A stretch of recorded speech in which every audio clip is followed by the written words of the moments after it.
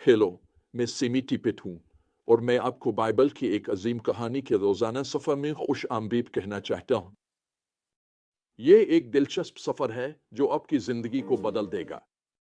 क्या आपने कभी अपनी ज़िंदगी के मकसद के बारे में सोचा है? आप इस दुनिया में क्यों मौजूद हैं? ये सब कुछ किस बारे में है? ठीक है, बाइबल की इब्तिदाई 25 आयत हमें इन बड़े सवालात के जवाब का एक इशारा देती है।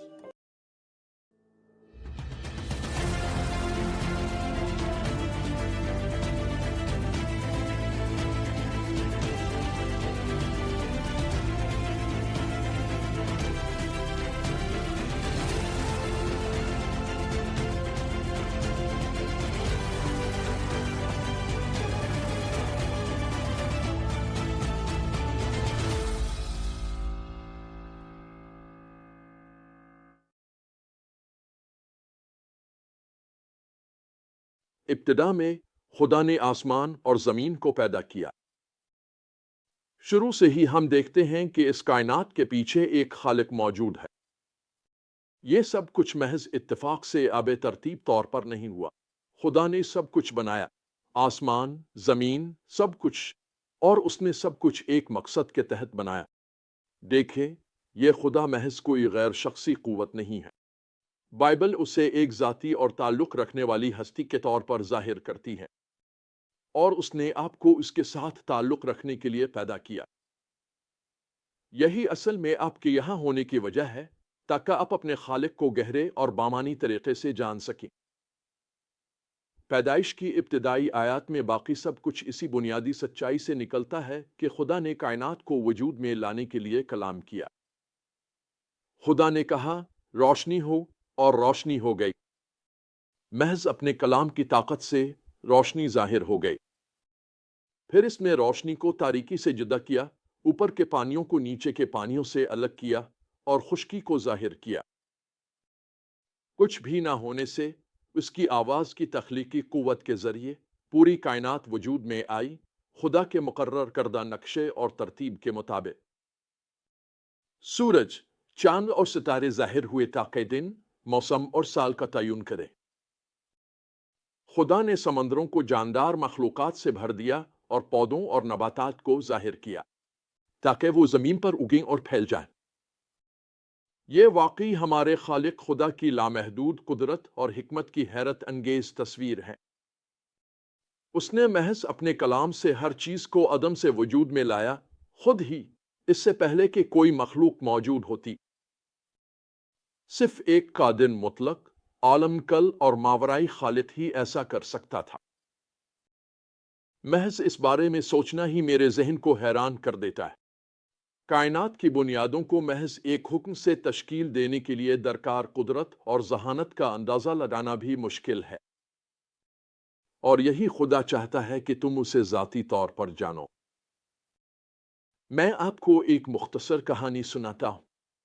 कई साल पहले एक स्काई रिजॉर्ट पर मेरी मुलाकात एक साइंसदान से हुई।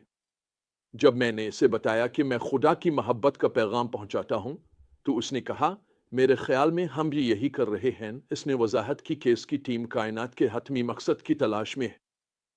उसने कायनात के नज़्म व ज़ब्त और पेचीदगी के बारे में बात की और कहा कि यह इंसान के हतमी मकसद तक ले जा सकती है।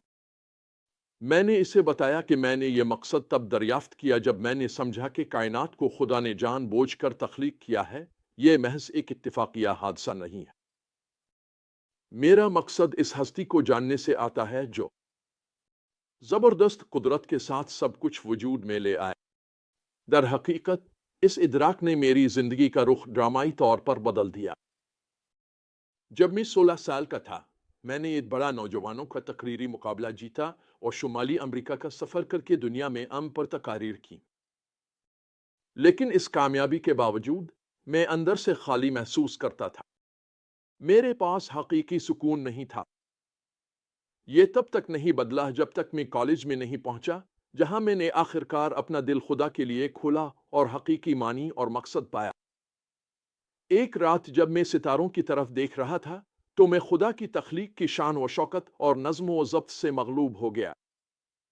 मुझे एहसास हुआ कि यह कायनात कोई इत्तेफाकी चीज़ नहीं, بلکہ ایک شاہکار ہے جو قادر مطلق خدا کے حکم سے وجود میں آیا ہے۔ اسی لمحے میں نے خدا کو اپنی زندگی میں مدعو کیا اور سب کچھ بدل گیا۔ مجھے آخرکار اپنا مقصد سمجھ آ گیا۔ جینا اس خدا کے ساتھ محبت بھرے تعلق میں جو میرا خالق ہے اور اس کی شان کو دوسروں تک پہنچانا۔ اب میں اپنی عظمت کے پیچھے نہیں بھاگ رہا تھا بلکہ اس کی، اور اس نے مجھے ایک گہری خوشی اور حقیقی مقصد سے بھر دیا جو میں نے پہلے کبھی محسوس نہیں کیا تھا۔ یہی وہ بڑی سچائی ہے جو میں چاہتا ہوں کہ اب پیدائش کی ابتدائی آیات سے سمجھیں۔ یہ عظیم خدا نے آپ کو اور پوری کائنات کو کسی مقصد کے تحت پیدا کیا ہے۔ اس کا مقصد یہ ہے کہ آپ اسے حقیقی، ذاتی اور زندگی بدل دینے والے انداز میں جانیں۔ اس ہستی کے ساتھ تعلق قائم کریں جس نے محض اپنے کلام سے روشنی، زمین، سبزہ، سمندری مخلوقات اور بہت کچھ عدم سے وجود میں لے آیا۔